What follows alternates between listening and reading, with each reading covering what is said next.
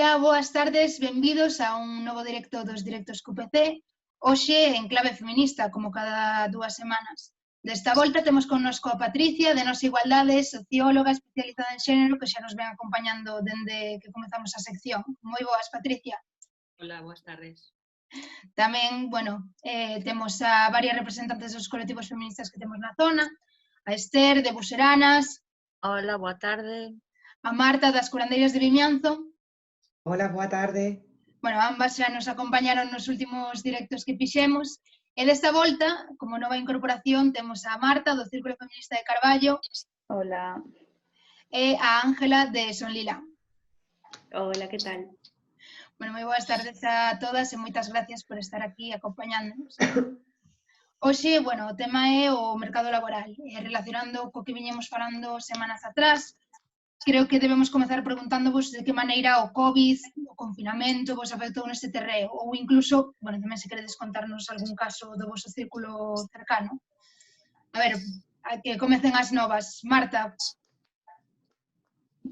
Eu estaba nunha empresa que ahora mismo está en ERTE porque traballo para o turismo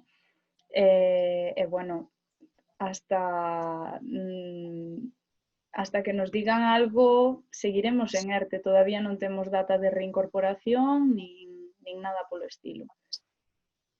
É un pouco como unha situación completamente nova, obviamente, para todo o mundo, pero tamén que non che din nunca o que vai a cambiar ou cando igual un día che avisan un sábado de que o luns xa empezas a traballar, entón, pois, de momento estamos así, sen ningún tipo de novas. Esperando, non? Ángela, que tal ti? A min tocoume teletraballar, son profesora de instituto de ensino secundario, tamén unhas dificultades de teletraballar aquí no rural da Costa da Morte, no tema das conexións a internet e todo isto. O que xa sabemos. Marta, ti, que tal? Nós éramos actividade esencial e non hubo reaxustes de horarios pola capacidade da oficina, pero non hubo ERTES na empresa ni nada parecido. Eso sí, tuvimos que reducir horarios para non coincidir todos xuntos. Pero o de sempre, seguir traballando e ter as fillas na casa, o problema de poder conciliar. Sí, que xa relacionamos co que falábamos tamén a semana pasada. A semana pasada, hai dúas. Esther, ti, que tal? A mí non me afectou porque realmente tiña outras cousas polas que tuve que estar de baixa, entonces, pois, normal. Ben, para mí non foi un cambio. Patricia, ti, que tal? Yo soy autónoma, trabajo por cuenta propia, con lo cual, pues, las planificaciones que tenía para la primera parte del año se me vieron efectivamente modificadas, ¿no? Hubo cosas que se me cancelaron, sobre todo temas de formaciones en centros educativos, pero pues eso. Pero bien, vamos, en este tiempo aprovechando para trabajar planeamientos estratégicos dentro de Nos Igualdades y cosas para el futuro. Pero claro, efectivamente me afectó como a todas. Para afondar tamén un pouquiño aí máis no tema en como afectou as mulleres da costa, para quen non saiba e tamén para recordar, pois Patricia vende facer un cuestionario que cubriron mulleres costeiras, co fin de analizar as súas respostas e coñecer tamén de que maneira lles afectou o COVID-19 en distintos ámbitos. Un deles, pois, o tema de hoxe, non? O mercado laboral. Cales son eses resultados, esas conclusións ás que chegastes, Patricia? A ver, todo está muy relacionado con lo que hablamos hace 15 días. Al final todo está muy relacionado con el tema de los cuidados, la conciliación y la corresponsabilidad. Los datos que vimos con el tema del mercado laboral no son datos que nos hayan llamado demasiado la atención, me refiero. Es algo que ya sabíamos. el COVID no creó la situación en el mercado laboral que ya existía. Lo que habíamos hablado lo mismo hace 15 días, pues seguimos con la misma tónica, ¿no? El mercado laboral ya está lleno de desigualdades y discriminaciones para las mujeres, porque somos las que tenemos más jornadas parciales, peores retribuciones, donde la brecha salarial sigue ahí, donde están los techos de cristal, donde a las mujeres les cuesta acceder a puestos de responsabilidad, bueno, todas estas cosas estructurales que tenemos dentro del mercado laboral y que ya sabíamos antes del COVID. El COVID viene a, bueno, decirnos lo que ya sabíamos y donde tenemos que poner hincapié y donde lo que tenemos que observar es que esa brecha que ya existe, que ya de por sí ya existía antes del COVID, no se haga cada vez más grande, ¿no? Con respecto voy a hacer como una especie de perfil de la mujer, ¿no? que contestó un poco la encuesta. Bueno, sabemos que la mayoría de las mujeres que hicieron la encuesta son de edades de 36 a 45, un 40%, de 46 a 55, un 27%, y de 26 años a 35, un 15%, con lo cual estamos en edades entre los 26 y 55 años, con lo cual son mujeres que están incorporadas al mercado, en su mayoría están dentro del mercado laboral. Los estudios, el nivel de formación de estas mujeres mayoritariamente son mujeres con estudio. Un 27% son graduadas, un 21,9% tienen formación profesional, 18% bachiller y después hay un 13% que tienen estudios de posgrado o máster. Es decir, que todas estas mujeres están dentro del mercado laboral y además las mujeres que contestaron esta encuesta, la mayor parte, son mujeres que están formadas, que tienen algún tipo de formación. Después, ¿en qué sectores están trabajando, ¿no? Están trabajando activamente estas mujeres? Pues mayoritariamente están un 14% en el sector de comercio, supermercados, tiendas, ¿vale? Un 14,3% en el ámbito sanitario, un 13,1% en el ámbito educativo, un 12,4% en la administración pública y después ya hay un 10% en el sector primario, un 9% en el sector de administración, un 6% en el sector hotelero. Es decir, más de la mitad de las mujeres que contestaron el cuestionario están en trabajos esenciales, ¿no?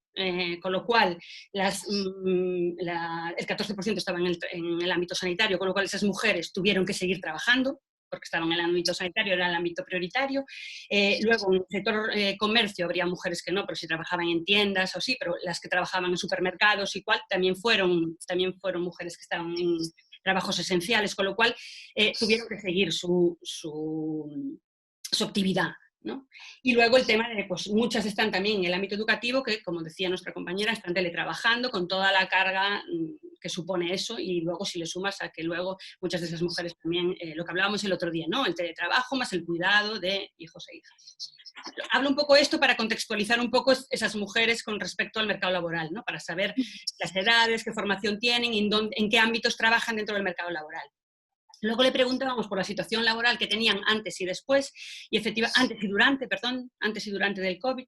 Entonces, que vimos un doble, un aumento de más del doble de mujeres que antes del COVID estaban desempleadas, pero que durante el COVID aumentaron al doble las mujeres desempleadas. ¿Eso qué quiere decir? Que, bueno, o bien estaban desempleadas por ERTE, ¿no? Efectivamente, la mayoría desempleadas por ERTE, porque la coyuntura del COVID dio esto. Luego le preguntábamos en qué situación estaban, entonces me decían que el 26,2% nunca habían dejado de trabajar, algo que corresponde porque estaban muchas en el ámbito sanitario, ¿no? Y en el sector servicios, el 21% teletrabajando, que también corresponde porque estaban muchas en el ámbito sanitario o en tiendas, estaban teletrabajando, el 14% en cese de actividad, eso quiere decir que había mujeres como yo en este caso, que eran autónomas, ¿no? Que tenían empresa, entonces las personas autónomas pasaron a cese de actividad. Y 12,3% desempleadas por ERTE. Y luego había también un 9% donde decían que nunca habían trabajado, o sea, que ya no estaban trabajando antes y que efectivamente ahora durante el COVID tampoco. Bueno, esto es un poquito la situación que no nos llama la atención, ¿no? Una situación que es normal, que sigue los patrones de lo que vemos a nivel autonómico y a nivel nacional. Es verdad que podemos visibilizar el tema de que por nuestro contexto rural, ¿no? La mayor parte de las mujeres trabajan en el sector servicios, en el sector cuidado, en temas de atención, ¿no? No hay a lo mejor como tanta industria o tantas mujeres en grandes empresas, pero eso también está relacionado con nuestro contexto rural. Le preguntábamos si esta situación les impactaba de diferente manera, si vivían en pareja, si tenían pareja, y si efectivamente era así, si notaban que les había impactado de manera diferente a ellos, a ellas y a sus parejas, ¿no? Y el 65% pues dijo que no les había impactado de manera diferente, algo que se puede analizar de varias maneras. Luego me gustaría abrir debate de este tema, a ver qué piensan las compañeras en por qué estas mujeres dicen que no les afecta de diferente manera, ¿no? Sí, despois comentámoslo un pouco entre todas estas conclusións as que ti chegastes. Efectivamente, que yo creo que también está muy relacionado con algo que decíamos el otro día, que era el rol de género, ¿no? Entonces, bueno, al final, yo si quieres, estas son las... Tengo más conclusiones, porque luego habíamos puesto alguna pregunta abierta, y entonces es muy curioso también cuando son preguntas abiertas, si ellas pueden escribir, ¿no? Un poco lo que su situación real y no ajustarse a unas respuestas fijas de cuestionario. Es ahí cuando se van viendo más cosas, cuando realmente vamos viendo cosas que ya empiezan a cuadrar más, porque habíamos hablado hace 15 días que cuando le preguntábamos que si estaban satisfechas con sus jornadas, ¿no? con el reparto de sus tareas, habíamos visto que muchas de ellas, ¿no? Era algo que nos llamaba la atención, que estaban satisfechas, y cuando aquí le decimos qué tal conciliaban su situación laboral con las responsabilidades de cuidados y las tareas domésticas, ahí ya empiezan a salir cosas, ¿no? Empiezan a salir que le ponen muchísimas horas, que se levantan antes de que se despierten los niños y se acuestan y siguen trabajando cuando los niños ya están en cama, niños y niñas con sus hijos e hijas.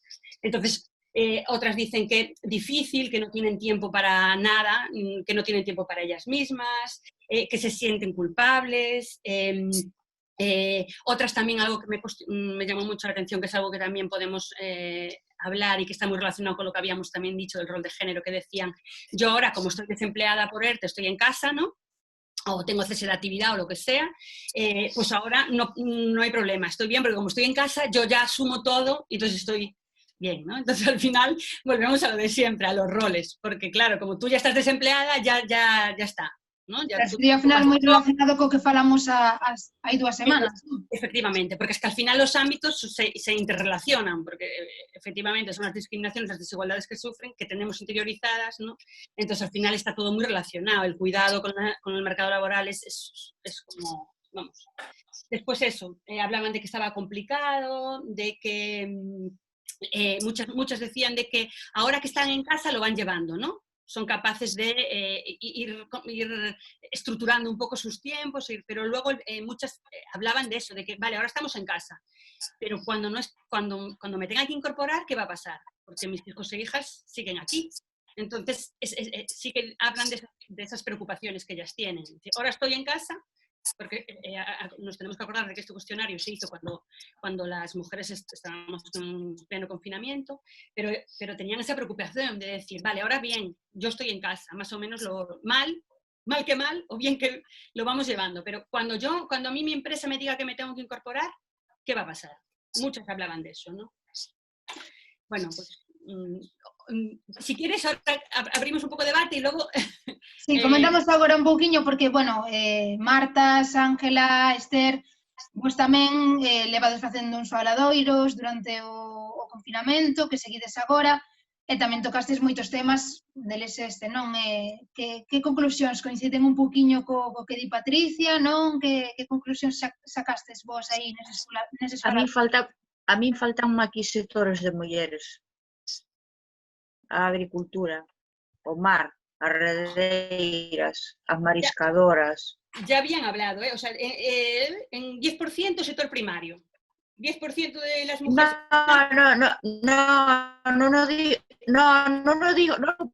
Non digo porque o facemos sempre para este momento concreto, sino a nivel xeral esquecémonos sempre dese apartado de mulleres. O sea, falamos sempre das mulleres, por iso primeiro non estaba moi de acordo como se enfocou este ano o 8M de sin cuidados non hai vida, que non entendía moito, pero despois entendínos e realmente estas mulleres todas son os que aguantan de todo e nunca se teñen en conta para, non sei, para estas cousas todas. Sempre falamos do sector servicio, pero, o sea, falamos todas, ese erro cometémolo normalmente. Falamos do sector servicio, do sector sanidade, non sei, pero é que a agricultura máis a pesca e aí hai moitísima muller traballando aí. Non, é como se non existiran, non sei. Bueno, yo quiero decir a estas cosas que está diciendo Esther, que ese 10% que está aquí reflejado en el cuestionario, muchas de las respuestas que yo estoy dando supongo que están dadas, o sea, el cuestionario es anónimo, pero si hay un 10% que se dedica, que contestó al cuestionario y se dedica al sector primario, evidentemente agricultura y pesca y ganadería, refleja una parte de esto que estamos hablando, refleja una parte de su pensar o de su vivir en esta situación. Me refiero que sí que está reflejado. Es verdad que es un 10% de las mujeres que contestaron, pero bueno, me refiero, sí que están, ¿eh?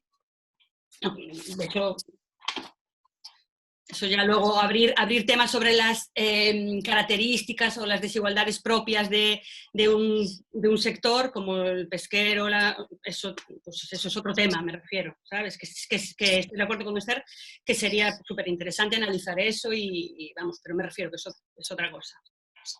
Claro, pero penso eu que neste debate teríamos que falar delas tamén, o sea, que non falamos...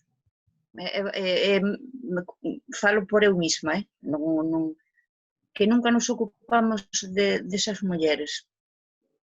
O sea, sempre como... Sí. De que maneira, Esther, podemos... como vexo eu, vamos, eso non... Perdona, Paula. Digo que está ben traído, non? E ao final tamén que este é un espazo tamén para poder visibilizalo, non? E de que maneira podemos darlle voz ás súas problemáticas.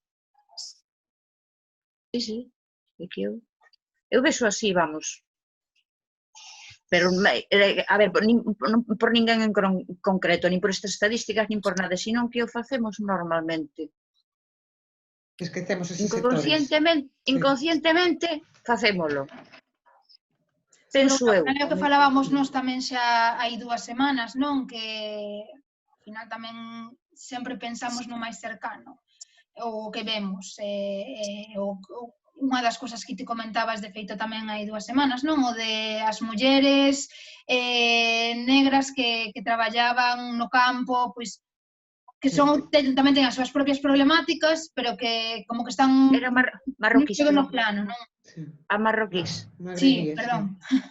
Sí. Ángela... Sí. Bueno, Marta, di, a ver. Non, nada, que decías ti que xa levábamos varios faladoiros falando deste tema. Chegamos a unha conclusión, que o mercado laboral xa era precario para a muller antes do COVID. Eso, sí, sempre fui precario, antes e durante. E o problema vai a ser que despois vai a seguir sendo precario. Claro, a mellor esta situación somos as que temos maior temporalidade. De como vai a afectar de cara agora que en teoría parece que vamos indo pouco a pouco a reinserción laboral, que nesta nova normalidade, non? Como pode afectar tamén o paso polo COVID, o confinamento? Home, na punteira non vamos a aparecer, vamos a ser o último eslabón da cadea outra vez, como non estemos nós aquí meténdolle forza para sacar as cabeciñas, olvídate. Porque o problema é ese, a conciliación, a pouca corresponsabilidade, sufrimos a teto de cristal, inda que seamos as mulleres as que están máis formadas, inda que teñan un bo posto de traballo, nunca chegan á cúpula. Sempre quedan abaixo porque son os que se fan cargo dos coidados. sobre todo de nós aquí na Costa da Morte, o que reflexaba un pouco tamén Patricia, non? Que nese cuestionario ao final non hai mulleres en postos de relevancia, non? De responsabilidade. Ángela, ti que opinas? Ti como ves isto? Bueno, eu creo que vivimos nunha zona na Costa da Morte na que o mercado laboral xa está complicado para todos, pero máis para as mulleres que teñen máis índices de paro, e os traballos os que poden acceder pois son escasos e moi precarios na súa maioría, sobre todo centrados no turismo e nos coidados. Neste respecto, me resulta interesante o último que comentou Patricia, de que moitas mulleres estaban preocupadas de que iba a pasar agora, cando se acabara o confinamento, e se tuveran que reincorporar os seus postos de traballo, non?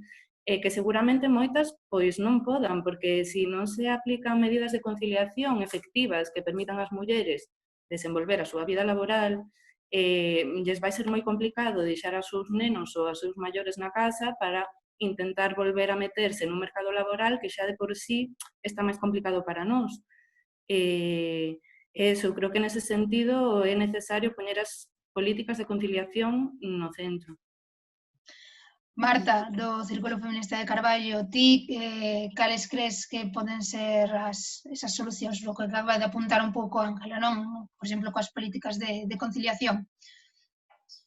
Bueno, eu definitivamente vexo moi complicado conciliar coas perspectivas que se están tendo agora mismo, e precisamente derivado dos coidados é un dos principais problemas do chan pegañento, non?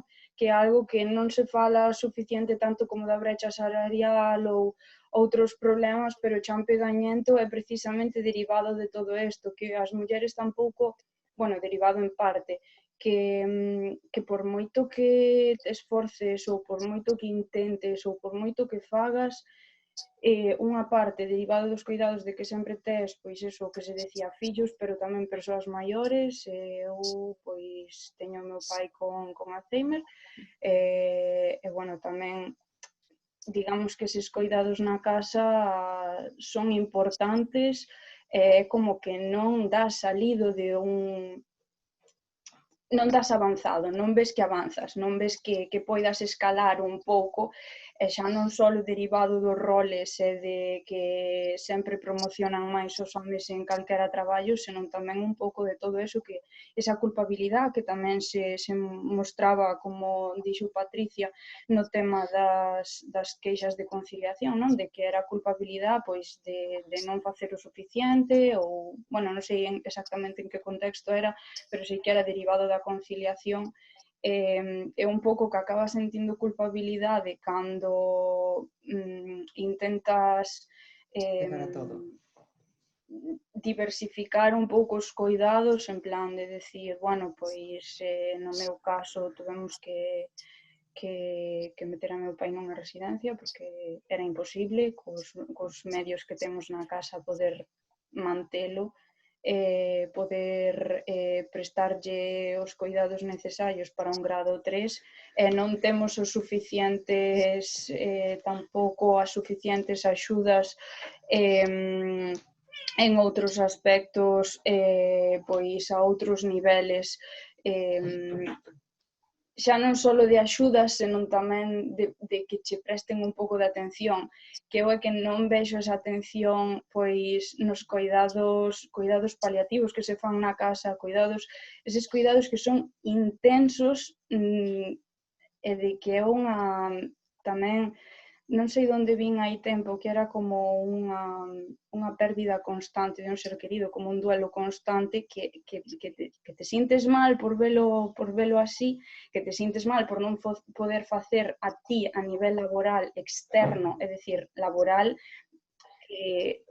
con base económica, vamos a decirlo así, porque traballo é traballo igual dentro ou fora da casa, non?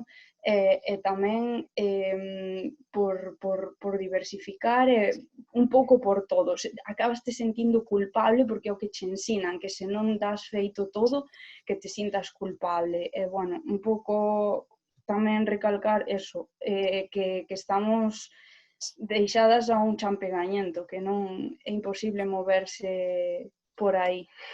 E que eu creo que é moi importante ver eses dous aspectos, tanto o champegañento derivado dos coidados como o champegañento derivado da non promoción.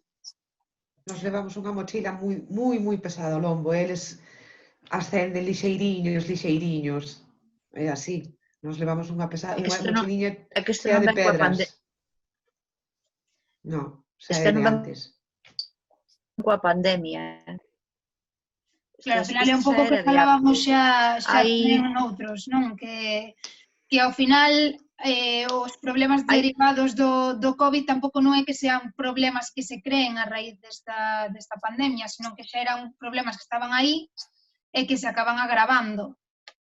O salario mínimo, este salario mínimo vital que van a poñer agora, vanse, creo que son cerca de 2 millóns de familias os que van a acceder a él. Creo que era un 83 ou 84% son familias monomarentais, o sea, unha cabeza de familia muller con menores a cargo. Desas todas, o 83 ou 84 son mulleres que son a cabeza de familia, con menores a cargo. O sea, xa a partir de aí, esas todas non viñeron agora coa pandemia. Esa xente non, simplemente coa pandemia, viose o que había. Emerxiu para arriba, mirouse a ver quen necesitaba e resulta que había un montón de mulleres que necesitaban. E, bueno, despois hai outro 17%, creo que era, que xa están en exclusión. O sea, hai unhas cifras terroríficas. Esas cifras, volvo a repetir, non son agora a raíz da pandemia.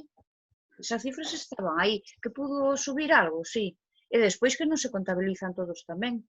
Porque son 2 millóns de familias desas 80% monomarentais, pero hai unidades familiares onde a muller está na mesma situación, pero como son varias unidades familiares, pois imagínate, que este convivindo con o seu pai e a súa nai, que cobren unha pensión, esa muller está na mesma situación que as outras, pero non ten, xa non entra nese baremo. Porque, claro, como hai unha pensión na casa, poño por caso, vamos, un exemplo. O sea, que a situación ainda é máis que iso. Eu o que vin ao longo desta pandemia é casos de algunhas mulleres do meu entorno que traballaban como traballadoras do fogar e non estaban aseguradas, tuveron que ir para casa e non tuveron ningún tipo de ingreso durante a pandemia. Traballadoras de fogar, incluso xente que axudaba, que botaba mans a xente que tiña dependentes na casa, pero non por medio dos concellos, da administración. Iban a axudarlle. Esa xente, esas mulleres quedaron completamente na rúa, sin ningún tipo de axuda, sin ningún tipo de claro, ao marchar para ir para casa. Claro, pero ella, tenéis toda la razón. Muy bien traído lo de Esther con respecto a las familias monomarentales, porque hay muchas, efectivamente, son un colectivo que sí que está sufriendo. Que é un 83, un 84% desas familias, todas que é moito de Dios, E aparte xa digo, a esas que non contabilizan, porque como están na casa de papá e mamá, porque non puderon pagarse un piso, poñamos por caso, esas non contabilizan tampouco. E que é tremendo. Efectivamente, bien traído, porque es una situación, es verdad que es un colectivo dentro del... Bueno, que sí que es verdad que hay familias monomarentales, bueno, que lo están pasando mal, efectivamente, porque tienen menos ayuda, ¿no? No es lo mismo ser 2 personas con sus hijos e hijas o personas dependientes que ser solo una persona, cabeza de familia, que tienes que salir a trabajar, que muchas veces no tienen apoyo, que no saben cómo. Entonces sí que es verdad que es un colectivo que lo está pasando y que es un colectivo importante a tener en cuenta y a analizar dentro de todo este impacto dentro de la igualdad. Eu cos datos quedei cos ollos escarranchados, de verdad. Y con respecto a lo que decía Marta, de que había mujeres que efectivamente estaban trabajando pero que no dependían de ningún tipo de administración ni nada, al final, bueno, viene a decir también el tema de la precarización, ¿no? Que hablaba Ángela o Marta, antes hablabais de la precarización del trabajo de las mujeres, y también viene a traer la economía sumergida, ¿no? Perdonad, Que es tan importante y donde donde muchas veces las mujeres somos como, bueno, como, no sé, Sí. no sé la palabra, porque iba a decir víctimas, pero no quiero decir esa palabra, pero bueno, efectivamente somos como objeto de la economía sumergida, que está tan normalizada también por la sociedad. Por otro lado, de desigualdades. Sí, ahora, y es algo que también está muy bien traído porque está como muy normalizado, ¿no? Muy normalizado e algo que basicamente só sufren as mulleres, basicamente. O home que traballa en economía sumersida o que está cobrando paro fai unha chanca para sacarse un sobresueldo ou é autónomo e traballa en B a mitad das veces para non pagar tantos impostos, pero o de traballar o sea, sin ningún tipo de seguro, eso sufreo basicamente a muller. Sí. Y con todas estas problemáticas... Ahí ya hay una reivindicación importante, algo que hay que visibilizar, ¿no? Claro, é que o problema é ese, non? Perdona, Paula, y al final volvemos a lo mismo, porque en la mayoría de esos trabajos no remunerados, o sea, perdón, dentro de la economía sumergida, donde están las mujeres, ¿qué son? La mayoría de trabajo de cuidados. Pues al final volvemos, es como que nos retroalimentamos con todo y es lo mismo, al final es el mismo. Incluso, eu agora, falando de a xente que se ten que volver a incorporar aos traballos e ten fillos, unha persona unha muller con un fillo, familia monoparental, ten que incorporarse ao traballo, teletraballou durante a pandemia, agora ten que incorporar ao traballo, non ten con quen deixar os fillos, o fillo non ten guardería e ten que tuvo que buscar unha persona que lle quedara co neno, pagar e métese no mundo, nese mundo, nesa economía.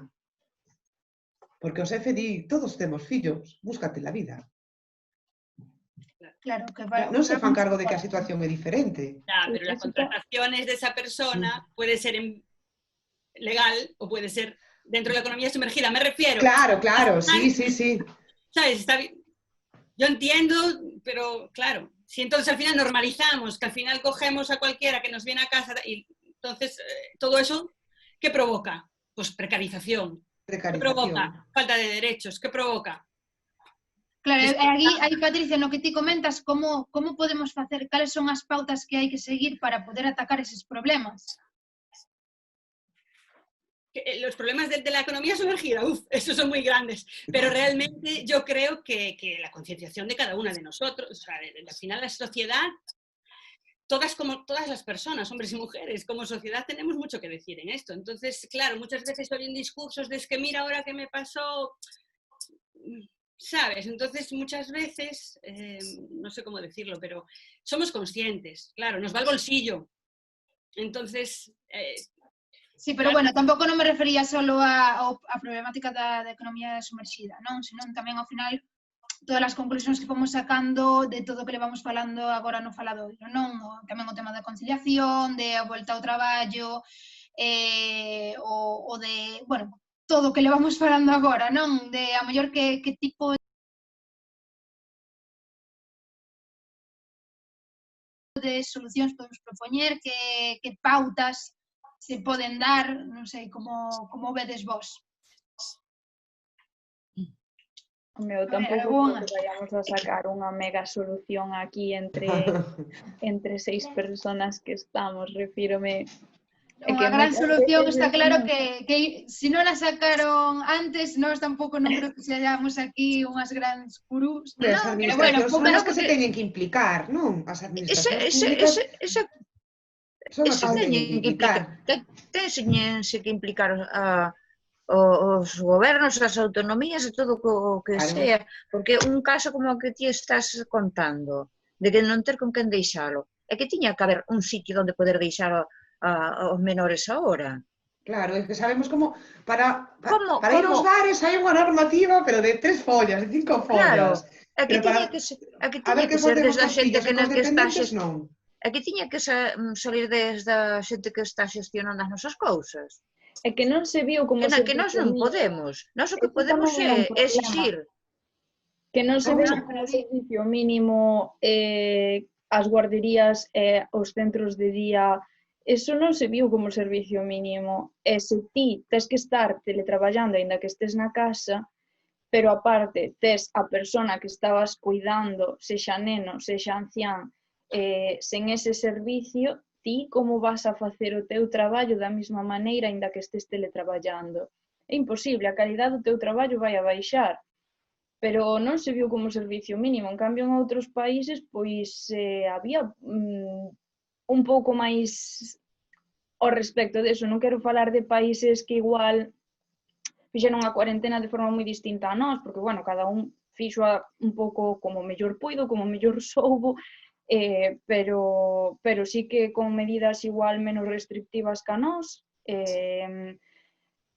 polo que fose, e sí que tiñan como certos servicios de, bueno, eu entendo, para min os servicios de cuidados, sobre todo na infancia e para a dependencia, debían de ter sido servicios mínimos. Coas medidas que fosen necesarias tomar, porque obviamente había que tomar certas medidas extra, pero eu creo que non ver eso como servicio mínimo directamente, pois aflora un problema de que non se sabe o que é un servicio mínimo ao 100%. Sabes Porque que pasa? se non houbera, teríase Sabes que atacado de pasa? outra maneira. Os menores non votan.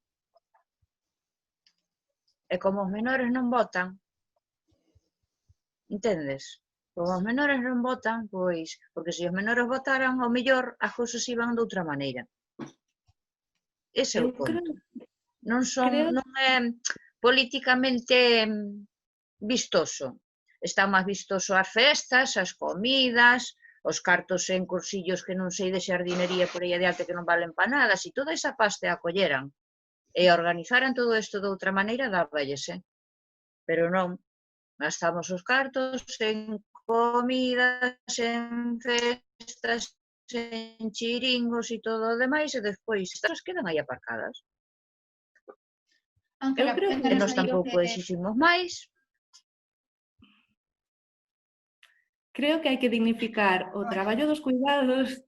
Creo tamén que temos que reclamar un sistema público de cuidados e de calidade, porque máis alá de que fora un servicio mínimo nunha pandemia, que claro que debería selo, fora da pandemia, os servicios de guarderías, os servicios de residencias, vimos como están funcionando as residencias e as consecuencias que está tendo tanto como para os usuarios como para as traballadoras. O 70% delas en mans privadas. Temos que pelear porque a administración se faga cargo dos cuidados das persoas dependentes, sexan nenos ou maiores, porque é unha cuestión de dereitos humanos, é unha cuestión de dignidade e de vida. Entón, non podemos deixar todo eso nin en mans privadas, nin asumindo que as mulleres imos asumir eses cuidados. Temos que pelexar porque o Estado se faga cargo tamén dos cuidados das persoas, que debe ser parte da súa responsabilidade, creo tamén. E non facer un negocio, Sí, como fan. Estoy totalmente de acuerdo con Ángela. Sí. Yo estoy de acuerdo con Ángela, hay que dignificar el trabajo y de las mujeres, de las personas y los cuidados como parte fundamental de la vida y como parte fundamental de algo que sostiene toda la sociedad, me refiero, es algo prioritario y no está, bueno, lo hablábamos hace 15 días, es lo mismo que decíamos, es como repetirnos, pero realmente es que es así, tiene que estar en un estado mayor del que estaban, porque es como algo secundario, como algo que está ahí, de hecho se ve, me refiero, no hay medidas reales, ¿no? Entonces, bueno, eso es lo que tiene que estar. Ahora, cuando hablamos de qué puede pasar o qué debemos hacer, yo vuelvo a lo mismo, a la importancia de cambiar el sistema. Porque sí, claro, nos podemos poner a hablar ahora de una administración, pero lo que hay que cambiar es todo, es una necesidad de una corresponsabilidad total y real de los estados, una corresponsabilidad total y real de las empresas y del mercado laboral, que también tienen su papel y muy importante, y también de los hombres y mujeres, o sea, de nosotros, o sea, si no, Claro, es una corresponsabilidad, tiene que haber una corresponsabilidad de todos nosotros y de los estados y de las empresas y del mercado laboral, es decir, todos tenemos nuestro papel aquí y creo que todos debemos asumirlo y empezar a ser conscientes de la situación real que hay. sí, pero Ter que che tiñamos vin que con ganas empezar de a... dicir. Perdón. Tiñamos que empezar a cuestionarnos nós se non temos que protestar cando se gastan os cartos aí porque vamos todos contentos ou contentas a cousas destas e non nos cuestionamos que se os cartos van para aí despois non poden ir para as outras cousas. A iso me refiro, que se empezamos a cuestionar temos que empezar a cuestionar esta cousa, non señores. Estes cartos teñen que ir para isto, para as conciliacións, para todo, para torpar. Iso é o que temos que empezar a reclamar. Non que gasten os cartos así son tontamente para contentarnos un día de festa e todo o demais. É que aí somos responsables todos no momento en que asistimos a festas e charangas diversas que van con cartos públicos, por exemplo. Entonces, se ti estás pedindo unhas cousas, claro, pido isto, pero non quero isto, porque isto costa moitos cartos tamén. Entonces, estes cartos que vayan para aquí, para isto que pido. Entendes? O que pasa é que somos tamén moi inconscientes nós como sociedade. O sea, hai cousas que non son sostibles. E se van para un lado, que non fan falta, nomás que para poñernos contentos ou para bailar ou para o que sea, non poden ir para o outro. É que temos que ser conscientes nós tamén que o Estado non é unha cousa, unha bolsa de onde va sacando e é infinita. Aí hai X recursos. E se eses recursos van para colar para cousas que, bueno, que non valen a pena, o normal é que non nas asa para outras cousas. Iso tamén temos que plantearnos nós individualmente como sociedade se queremos seguir así ou cambiar. A ver, porque os gobernantes ao fin e ao cabo fan o que nos queremos. A ver, se non nos gusta máis unha festa que non sei, para montar unha gardería, ou vamos a poñer unha festa. É que iso é moito de nós tamén, que poñemos moito a responsabilidade nos gobernantes e nas gobernantes e todo o demais, claro, pero aquí eles realmente, se o pensamos ben, fan o que nos pedimos. Moitas cousas non. Replantearlles tamén cales son as verdadeiras prioridades, non, Esther? Claro, que se ti pides esas cousas que non son prioridades, vanches a dar. E, bueno, pois, se isto é o que queren, é que nós como sociedade temos que replantearnos tamén individualmente. Pero individualmente, por exemplo, a muller é unha persona normalmente resignada. Non? Decía outro día Patricia no seu estudio que lle preguntaban cuál é a valoración, está contenta coa situación? E como, non sei cales eran os resultados, pero... Estaban satisfechas, e la mayoría estaban satisfechas con las O conciliaciones. moi satisfecha, a gran maioría. Hai unha resignación por parte das mulleres. Resignación, é que non teñen nin tempo para plantexarse se están contentos ou non. É que eu penso que non teñen nin tempo para plantear, porque se te para... Yo creo que non é a palabra adecuada, Marta. Yo creo que es el rol de género, al final es el eso. Rol de género, sí. No hay conciencia, ¿sabes? Non te para... de que hay una socialización que nos educa desde que nacemos y que tenemos un rol establecido y bueno, pues es como si te ocupas de todo y... Témolo asumido. Claro, efectivamente. Y no somos capaces, muchas mujeres aún no son capaces de cuestionarse ese rol que nos enseñaron y que aprendemos desde que nacemos. Yo creo que va más por eso. Teño que cuidar 3 fillos, un pai dependente, un abuelo dependente, pois fui o que lle enseñaron desde pequena, entonces... Claro, e se pasa eso, pois o que pasa é que os cuidados non son pensados como un traballo digno, o sea, se asume que é algo que fan as mulleres por voluntad propia e porque lle sale de dentro, non? E non, é un traballo que quita horas do día, que gastas enerxía, que renuncias a facer cousas da túa vida, sexa tempo libre ou sexa desenvolverte laboralmente ou o que sea, para facer eses cuidados e se está desvalorizando totalmente. Efectivamente. Muy bien traído, porque el poco valor efectivamente es eso. Porque ya no es que lo hagan, es que luego no se valora. O sea, ya ni por ellas mismas ni por la sociedad, porque al final como es gratis, ¿sabes? Eso no... ¿Dónde se contabiliza ese trabajo? En ningún lado. Es como... como, non sei, o Estado español é superfamilista en xeral, como poden ser outros estados do sur de Europa, un pouco en diferencia cos do norte de Europa, pois recaen todos esos cuidados, esos traballos, a fin de contas, en nós, nas mulleres, porque non se ve como, non sei, como que é a familia que se ten que facer cargo deses problemas, que son asuntos familiares, e hasta que non se externalice eso, pois un pouco tamén nas cabeciñas de cada quen, o que viñades dicindo vos tamén, de que non é un problema solo das familias, non é un problema de cada quen, senón que é un problema xeralizado que sufren, pois que se sufre na maior parte dos fogares, e se non se acaba vendo pois que eso é un problema xeral, social, de cuidados, un problema de aprendizaxe, é un problema tamén pois de a que se lle presta máis atención, tamén o que decía Esther, non? De que hai que prestarlle máis atención a certas cousas, traer esa atención pois un pouco... É que temos que reclamar eso, que hai cuestións que necesitan cartos e atención e outras que non nos fan falta para nada. O caso é como facelo tamén, para que se nos faga caso. Pois criticar mesmo os cursillos diversos que hai por aí adiante sin xeito, porque a mí poñemos pelos de punta os cursillos que dirixen a mulleres, que hai veces que mi madre querida, que hai algúns que sí, pero outros dixen, Dios mío, isto para que vale? Pero si aquí isto non vale para nada, nin para cuestións laborais, nin para nada. O sea, cousas imposibles que se gastan uns cartos, non sei, para que, nin para que non. Eso temos que empezar a reclamar nós tamén, o sea, que eses cartos non vayan para aí. Eu creo que ao final vayan para outra. O que falábamos antes, non? De que creo que para chegar ao punto tamén de poder reclamar este tipo de cousas, primeiro as mulleres teñen que darse conta de que existe ese problema, que moitas veces pois xa Mira, é que témonos... ven con nós, non? Que consumimos tanto que ni siquiera o vemos e témolo diante.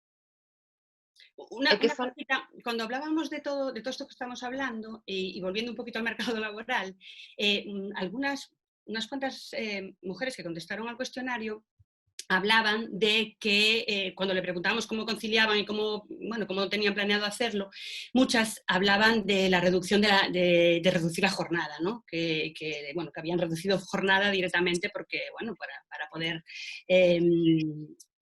hacerse cargo de todas las responsabilidades que asumían con los niños y niñas en casa y todo esto. Unas hablaban de que realmente ya la había reducido y otras hablaban de que era algo que tenían en mente hacer. Con lo cual, ¿qué pasa? Que si esas mujeres se reducen jornada, efectivamente reducen el salario. Entonces entra menos dinero a esa familia. Y además de todo eso, ¿qué más pasa? Que esas mujeres al final pues también renuncian a sus carreras profesionales, ¿no? Y a su desenvolvimiento profesional y personal también, porque el trabajo también pues dignifica y todo esto que viene relacionado. Entonces, otra cosa también que me llamó la atención, que también es lo último sobre el cuestionario, pero que también creo que tiene que estar aquí, es que muchas se sentían angustiadas, estresadas, sentían que no tenían tiempo para nada, sin tiempo libre, todas estas cosas. Entonces, también los últimos estudios están diciendo que las mujeres con trabajo remunerado y con hijos pequeños pues son las que más se están viendo afectadas, sobre todo en su salud mental y emocional. Me refiero, esto está afectando a la salud emocional de las mujeres. Es algo que también está muy invisibilizado porque como la salud mental y la emocional parece que también está como relegada, ¿no? al ámbito privado, a algo que no es muy... Entonces, creo que es importante también saber esta situación. Las mujeres están empezando a renunciar a sus carreras profesionales, están empezando a renunciar a tener mejores salarios porque están reduciendo jornadas, están viendo afectada su salud mental y emocional, se están sintiendo más angustiadas, más estresadas, por lo cual eso afecta a su salud. Es algo importante. Entonces, que la situación de desigualdad y discriminación que hay en el mercado laboral y en la sociedad en general, pero estamos hablando ahora mismo del mercado laboral, que ya estaba antes, ya estamos todas de acuerdo en que eso efectivamente es así. ¿Qué está pasando con el COVID? ¿Qué no podemos permitir que pase con el COVID? Que lo decimos siempre, que la brecha no se haga más grande. ¿vale? Esto es lo principal, que no volvamos atrás, lo mismo que decíamos hace 15 días. Me repito, sí, pero es que es fundamental. No podemos permitir que las mujeres sigan pagando el pato en esta situación. Entonces, que no renunciemos, que no podemos renunciar a nuestras vidas profesionales, que no podemos renunciar a tener menos salario, que no podemos tener menos salario, que las brechas no sigan creciendo. Estaban ahí, pero que no sigan creciendo. Que ayudemos a ir cada día cerrando, pero esto, claro, esto es una crisis que, claro, al final, ¿dónde estamos? En el último eslabón. Entonces, visibilicemos esta situación y metamos el foco donde realmente está.